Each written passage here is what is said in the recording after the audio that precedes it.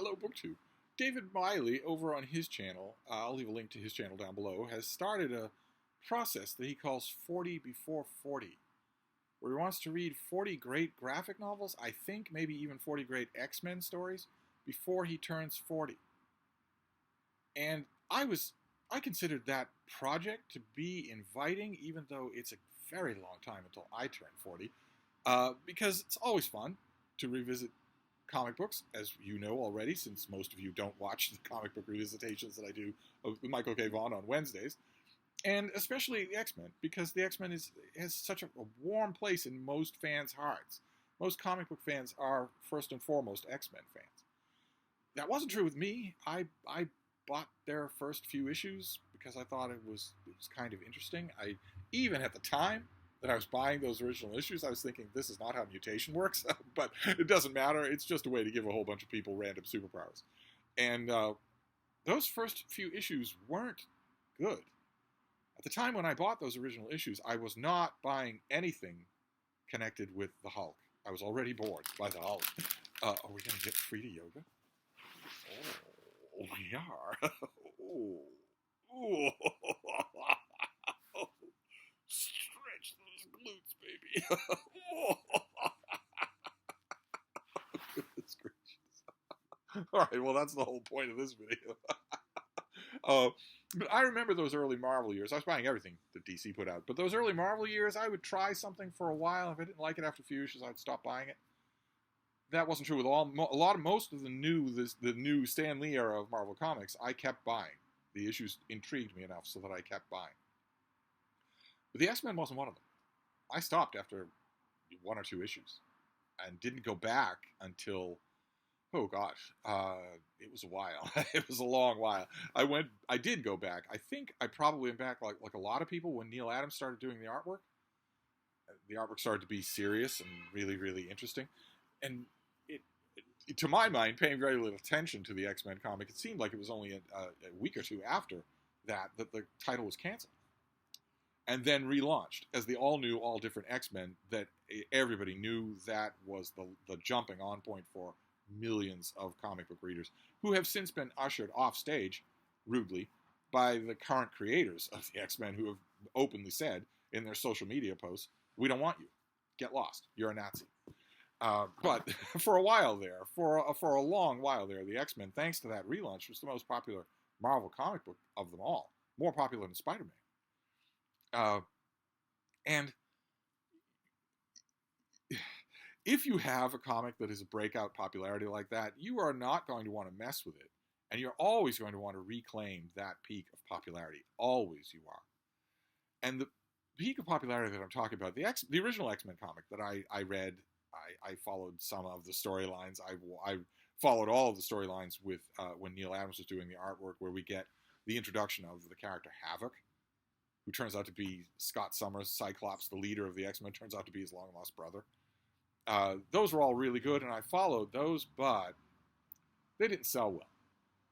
And the all-new, all-different X-Men that was launched in the 80s, I believe, or late 70s, with Chris Claremont doing the writing, and first Dave Cockrum and then John Byrne doing the artwork, those sold by the bucket load. Those were unbelievably popular. And the popularity of that run on the X-Men culminated in a story called the Dark Phoenix Saga, where Jean Grey, who was one of the original members of the X-Men, the original members of the X-Men were Scott Summers, Cyclops, who can fire energy beams out of his eyes. They are not lasers. They are not hot. They're energy beams. There was also Warren Worthington III, the Angel, who has big white wings growing out of his shoulders that allow him to fly. There was Bobby Drake, the Iceman, who could coat his body in ice or make his body into ice. A little unclear which is which. There was Hank McCoy, the Beast, who was extra strong and extra agile. There was Jean Grey, the only girl on the team, who had telekinetic abilities and then developed telepathic abilities. And guiding the whole team was Professor Xavier, Charles Xavier, who was older. He was their instructor. He was the founder of Xavier's School for Gifted Youngsters in Westchester, New York. And he was confined to a wheelchair. He wasn't a field operative at all. And he was the world's most powerful telepath. And that team, that was the core team of the X-Men for a long time, until Havoc and a character called Polaris joined the team. That was mostly what you got. But the all-nude, all-different X-Men was different. Cyclops was still the leader of the team, but there were all sorts of new members. There was Storm, a character from Africa who could control the elements. There was Colossus, a character from Russia, from the Soviet Union, who could transform his body into organic metal that made him super strong.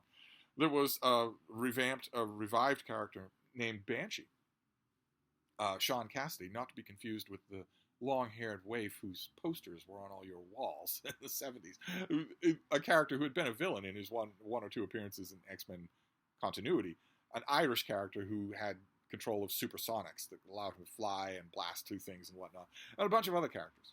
Nightcrawler. Also Wolverine. A diminutive mutant from Canada who'd made one appearance in The Incredible Hulk.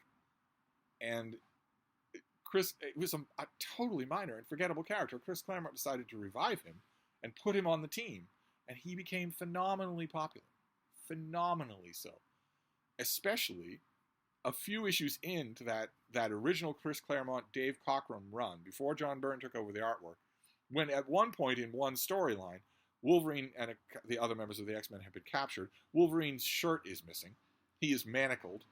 He breaks free and pops claws out of his hands, and for that was the first moment I'll never forget, the shock of that panel. Old school now to people who had come to the X-Men after that, but I'll never forget the shock of that panel and realizing that Wolverine's claws are not artificial, that they're part of his body. In fact, the Banshee actually says in that issue, "Lord, man, they're a part of ye. We never knew." And Wolverine says, "I didn't mean you to know." After that, it was Wolverine Central from then on out. But the storyline of the Dark Phoenix saga was that in an attempt to save the lives of her teammates, Jean Grey submits herself to a bombardment of cosmic radiation in orbit over Earth, and that cosmic radiation somehow transforms her. It doesn't kill her, but it transforms her into a character called Phoenix that appears to be a separate character from Jean Grey, although they are also the same person. And Phoenix has enormous mental and telepathic and telekinetic abilities. She has Jean Grey's powers souped up to cosmic levels, Silver Surfer levels. Actually, pretty much exclusively Silver Surfer levels, because we learn later on in that run that Jean Grey, as Phoenix, is able to duke it out with the Herald of Galactus. Not the Silver Surfer, but Firelord. So it's that kind. She's far and away more powerful than all the other X-Men put together. But she still seems to be our old Jean, and as the Dark Phoenix saga grows, she seems to be struggling with controlling the ravenous side of this Phoenix being that seems to be sharing her soul now. Gradually losing control of that and becoming Dark Phoenix, a danger not only to the X-Men and not only to Earth, but to all life. The X-Men have to fight her, and it is marvelous storytelling. It really is. The final battle takes place on the moon, and Chris Claremont has a drastic tendency to overwriting, but for the final climax of that story, he does not. He carefully controls himself. By this point, it has beautiful John Byrne artwork. He carefully controls himself in the climax of that story. Once upon a time, there was a man named Scott Summers and a woman named Jean Grey, and they were heroes. And it's wonderful. And it ends with the Phoenix being gone and Jean Grey being dead. The following issue is a funeral and a recollection of the whole storyline of the X-Men. And that was a mistake. That is the Stan Lee virus. You don't kill these characters. You don't maim them, and you don't kill them. They aren't yours. You didn't make them. You are a caretaker. And like all caretakers, you should be responsible, respectful. So you don't kill them. You don't maim them, and you don't fundamentally change them. Okay? So you don't kill Jean Grey, no matter what kind of story it would make. And you don't turn Cyclops into an evil arch-villain, and you don't co-opt Emma Frost from the Hellfire Club to be a good guy on your team when she is a villain. You don't do any of that. You don't do any of that. Nevertheless, if you do the Stan Lee virus, then you do precious little else. And as a result, writers who's back against the wall and had no idea what to do next for a storyline, because I've got to juice the melodrama. I can't just come up with a story. Come on. I can't do that. Even though old-time DC editors in the 50s and early 60s came up with 5 stories per issue and never ran out of them. You can't come up with a story. No, instead there has to be a melodrama sometime. Maybe somebody loses a hand or gets their head cut off or something like that. That'll do, right? Those writers with their creative backs against the wall routinely came up with the idea of, hey, what if either the Phoenix Force returned or Jean Grey returned or both? So Jean Grey became a punchline and was resurrected so many times that fans, even fans of the character, were saying, just let her die. Just leave her dead. This is ridiculous.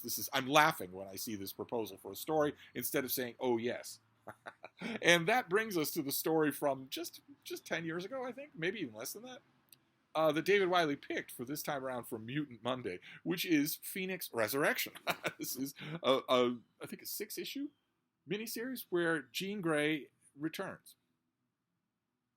And with her, the Phoenix returns. This is written by Matthew Rosenberg, who is a great comic book writer in his own author bio. That is the first and most insistent place where you will read that Matthew Rosenberg is a great comic book writer, is when you talk to Matthew Rosenberg about what kind of a comic book writer he is.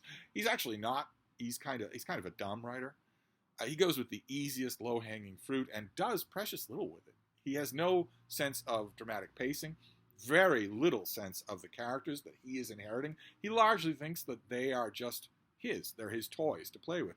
And when he originally took the reins on a couple of Marvel comics, I thought, all right, this is as bad as it gets. I was totally wrong. His successors think not only are these toys that I get to do anything I want with, but I have a lot of ideas about what I want to do with them because all of the readers of this book are Nazis. I need to teach them a lesson.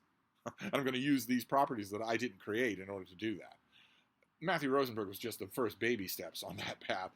And he came up with the idea, what if Jean Grey returned? Why should this character be dead? Now, at this point in X-Men continuity, not only do we have old man Logan, that's Wolverine, but only as an old man, but we also have young teenage members of the original cast of the X-Men who've been transported forward in time. So you have a young Jean Grey, a young Scott Summers, a young Beast, a young Iceman, a young Angel, in addition to their older counterparts, except for one, because in X-Men continuity at this point, Cyclops is dead.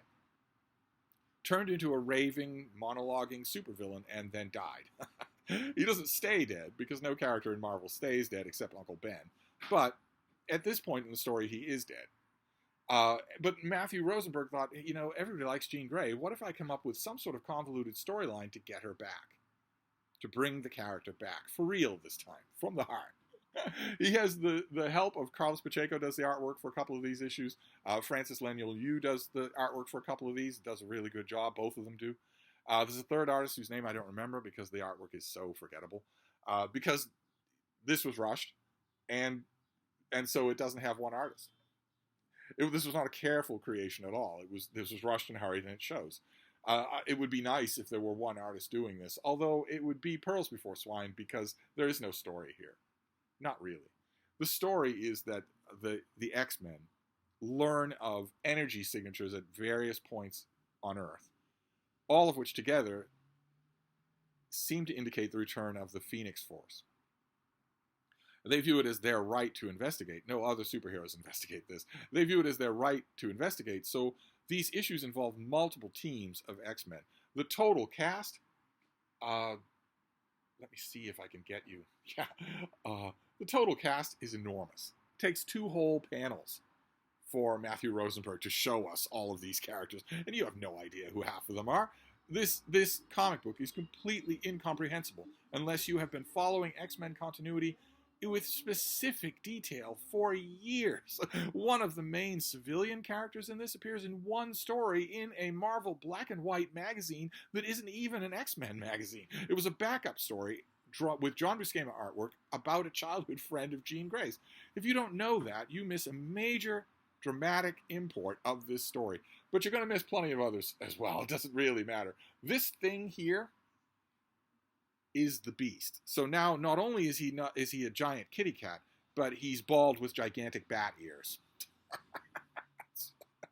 Utterly ridiculous. Just utterly ridiculous. But he's there to deliver exposition, and he does. But this is probably the Phoenix, and what we need to do is split up our 15,000 X-Men into teams to go to all of these separate places and investigate them. We already know what they're going to find. We're going sooner or later they're going to find Jean Grey, but first they find a whole bunch of dead characters, dead X-Men. Let me see if I can show you. There's one panel where they actually realize it. They realize that they're facing just dead X-Men who have been resurrected. No pun intended. That's part of the whole storyline. Look at this. Look at this cast. Utterly ridiculous.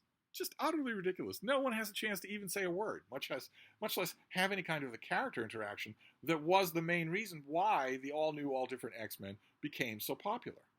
It was popular because of the character interaction. That's why fans kept flocking back to it, because that's what sells a team book.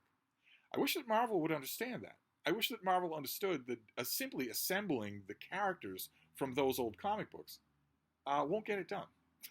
Simply, the readers, at least the ones you haven't alienated, aren't there for the characters. They're there for the character interaction. They don't want to just see costumes, just a field full of costumes. They don't want to just see costumes. They want to see these characters. See, we've got, all new, all dead X-Men. Which is, oh no. I have lost. Boy, oh boy, I tell you. I have lost the lighting on the iPad. Don't know what that is. Maybe it'll still come out. No, it's as dim as could be. Wow, that has never happened to me before. That has never happened. All right, well, hang on. I'm going to go into the settings of the iPad and see if somehow I have angered the brightness. But yeah, I did. I angered the brightness without even meaning to. I swear. Okay, well, I was going to regale you with Snappy Patter, but I don't need to. We've got a ton of dead X-Men. But dead X-Men, live X-Men makes no difference. We don't, as a casual reader of this book is not going to know who any of these people are. The key to the dead X-Men is that one of them is Cyclops. One of the dead X-Men who returns here is Cyclops. Now, the gimmick here, the sort of conceit, is that there's a diner. Matthew Rosenberg. He's the greatest of all time. There's a diner. And in the diner, Jean Grey is working as just an ordinary waitress. She's an ordinary waitress. In her waitress outfit, she's talking to the folks in town. But all of it is a mental construct of hers. We see that it's all going to flames as soon as she isn't looking at it or paying attention to it. And Matthew Rosenberg, I guarantee you, when he wrote this story, thought that was the most badass original idea anyone had ever had for a story of any kind. It's been done a million times. It is an old, boring conceit. It's an old, boring plot gimmick. And you have to be a pretty bad, second-rate, derivative, boring writer to think that you can do it well, that you can do it in an original way. And comic books tend to attract boring, derivative, second-rate writers, which is why this exact same plotline was recycled in WandaVision. There's a whole idyllic, middle American, 1950s, perfect community that is actually the mental construct or the mental puppet of the one mentally impaired, superpowered woman at the center of things. Men, this never happens to in Marvel Comics. Women, it happens to all the time. Sure enough, the diner is being perched upon by the Phoenix Force. And the X-Men have to figure out what to do about that. And there's only going to be one thing that they're going to do about it, which is to fight it. They're going to fight the Phoenix Force. And ultimately, it's going to come down to Jean Grey being in control of the Phoenix Force herself. She's going to fight the Phoenix Force and then conquer the Phoenix Force and then be present with the X-Men alive. She's fighting in an existential all-or-nothing battle with this cosmic entity that wants to control her soul, but she still finds it necessary to have 6-inch heels. And out of the mist, of course, comes Cyclops, who's dead, and she tells him, no, you should stay dead.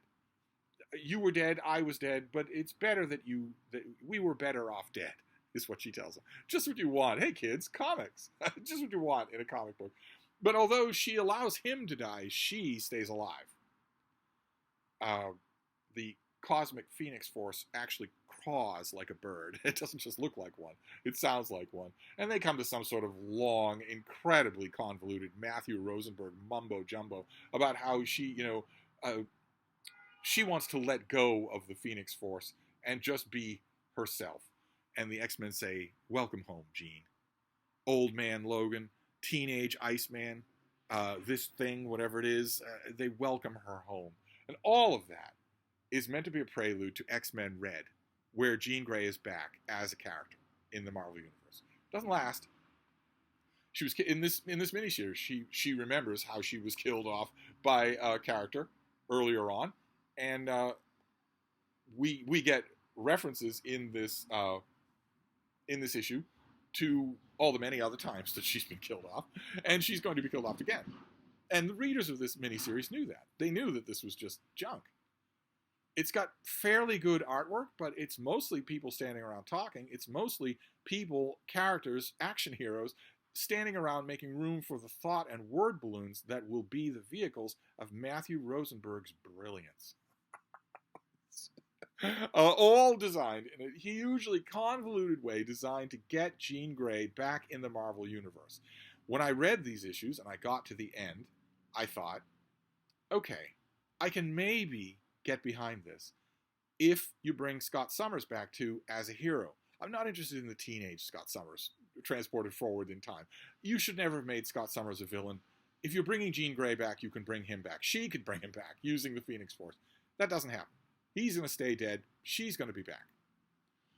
And that is Phoenix Resurrection. That is Mutant Mondays for this week. It's a terrible, stupid, wasteful, derivative, idiotic graphic novel, or miniseries before it was a graphic novel, that has as its starting point of its existence the Stan Lee virus, which we've talked about. Michael K. Vaughan and I talked about continuity in comics just last Wednesday, where we mentioned the continuity out when you're telling these comic book stories for decades becomes a bit of a problem, allegedly.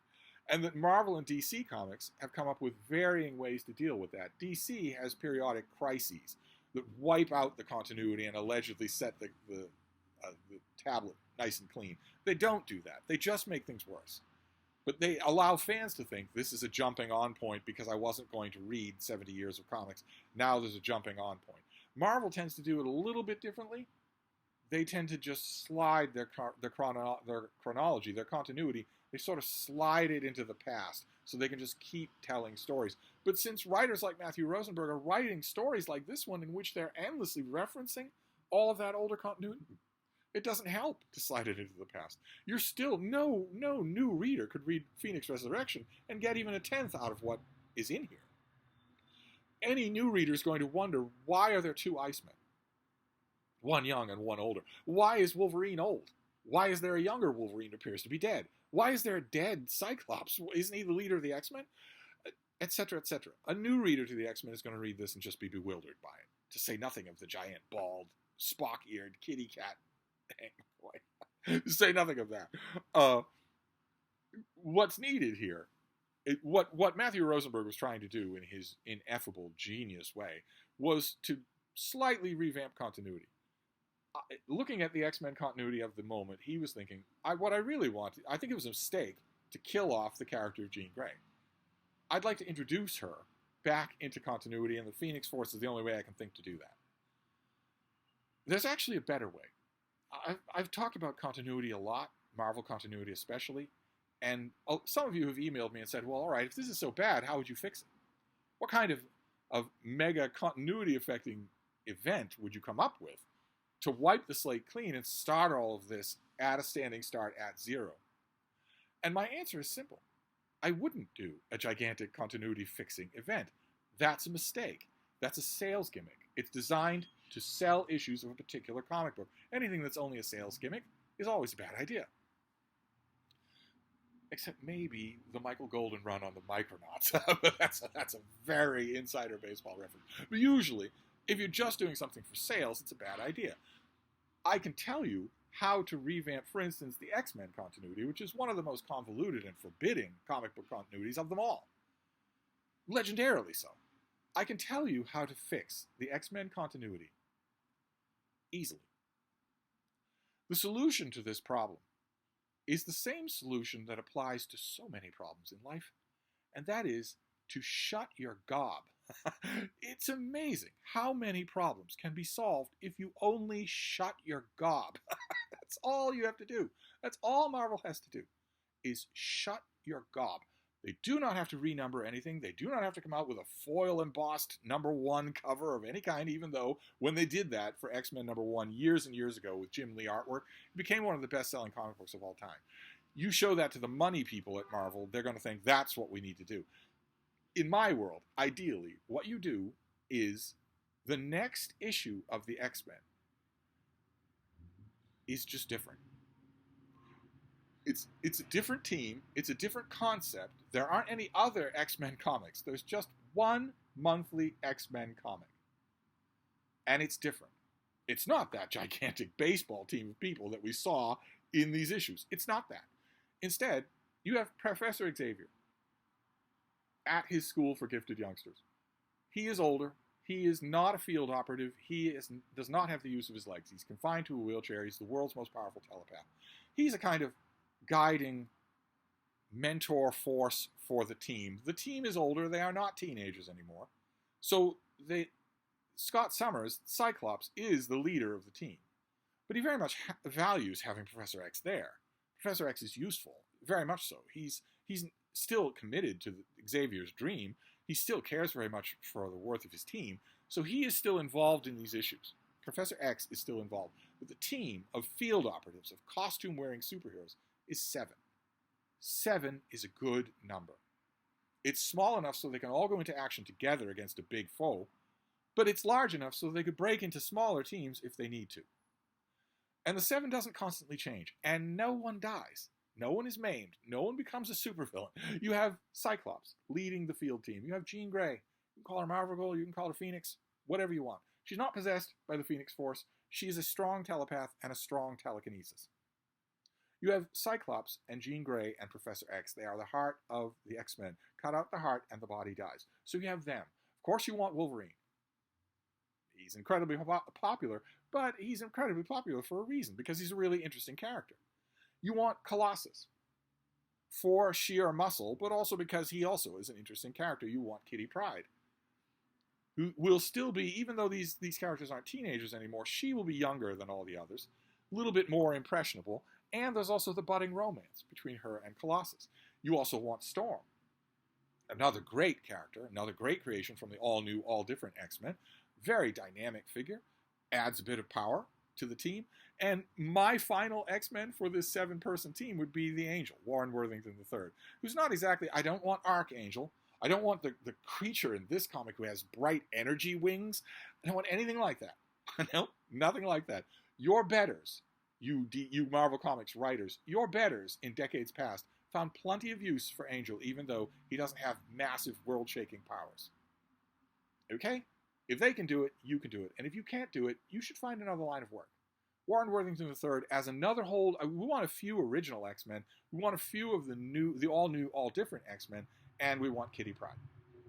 So that's the 7-person team. Cyclops, Marvel Girl, Storm, Colossus, Kitty Pryde, Angel, and Wolverine. In a core basic superhero team, you want some energy projectors. You want some flyers, of course, in case your aircraft carriers are destroyed. You want a good mix of old and new. That's what you get. So you take those 7 characters, guided by Professor X, and you have them in the next issue of the X-Men. Maybe the Brotherhood of Evil Mutants has shown up and has a fiendish plot of some kind or other. And this team of X-Men detects it and goes and stops it. You don't renumber it at issue #1, and you don't say anything about it. Online, on social media, or in the letters column of that issue. You shut your gob. That's what you do. You shut your gob. You call it the Uncanny X-Men, and you tell that story. And no modern-day comic book readers aren't reading Marvel Comics because they have been told by Marvel Comics creators not to. We don't want you. You're on the wrong side of history. You are part of the problem. They went away. Obviously, a readership that's been told they're not wanted will go away. No matter if they've been reading comic books for 50 years, they will go away. They did. So that first issue will sink without a ripple. You do it again. You finish that first issue with the Brotherhood of Evil Mutants on a cliffhanger. You come back for the cliffhanger. You've got a really good artist and a really good writer who's telling these stories. And then you move on from there. Maybe you have a twist at the end of that second issue for a third issue. By the third issue, word will have spread everywhere, including to the thousands of comic book fans that you allowed your creators to alienate. They will have learned that this is not a trick, this is not a hoax, this is not an imaginary story, that there are X-Men stories being told over in the Uncanny X-Men. They will start to go back, and your sales will go from 5,000 issues shipped. Marvel and DC Comics do not give figures for how many copies are bought at comic shops. Comic shops don't give those figures, probably because they're abysmal. 5,000 issues shipped. You would go from 5,000 issues, 10,000, 15,000 issues shipped, to 100,000 issues shipped. You would have 1980s numbers in 3 months, at the most. It would only go up from there the more you do that. And the reason I say this is I know this is true because DC quietly did this with World's Finest, starring Batman and Superman. They quietly allowed writer Mark Waid to make a Silver Age comic book in the present post-apocalyptic era. Mark Waid is not attacking the fans on social media. He is not slipping in social justice warrior SJW preaching into his stories. He is not race baiting. He is not queer baiting. He's not doing anything. He's not fan baiting. He's not attacking his fans. Instead, he's hauling in classic editions of Batman and Superman and their supporting cast in order to tell really exciting, well-done stories. That was done without much fanfare at all, and is now the best-selling DC comic of them all, rivaling the sales of even Batman titles. To an extent that DC has learned the lesson, at least marginally. Some of the people at DC Comics have learned the lesson. They're about to launch a new series of Captain Marvel with Mark Waid doing the exact same thing. Because it worked. Because it will work. Any fool could have told you 15 years ago, 10 years ago, that would work, and that the opposite will fail. That's all that Marvel has to do. DC has already blazed the path. All Marvel has to do is start the X-Men with the next issue. No fanfare with issue number 1. No spin-off books. No Uncanny, Astonishing, Incontinent X-Men. No, nothing like that. Just the Uncanny X-Men. That team, those 7 characters and Professor X, against a wide array of terrific supervillains with good, snappy writing and great artwork, with no mention of continuity. But what about the alternate universe Rachel Summers, who's the alternate universe daughter of the alternate universe grown son of a future son of... But what about... No. You solve the problem by shutting your gob. Just shut your gob and tell great X-Men stories. You'll be back up at 80s level sales figures in no time, by the end of the summer. There you go. There you go. That's a little rant, plus Phoenix Resurrection, which is our Mutant Monday pick for today. Does this betoken another week of comic book videos? I don't know. I don't know. We shall see. I'm going to wrap this up, though. I was ranting about the state of Marvel Comics, and that always makes me go long. But I will wrap this up for now, and I will see you soon. Thank you, BookTube.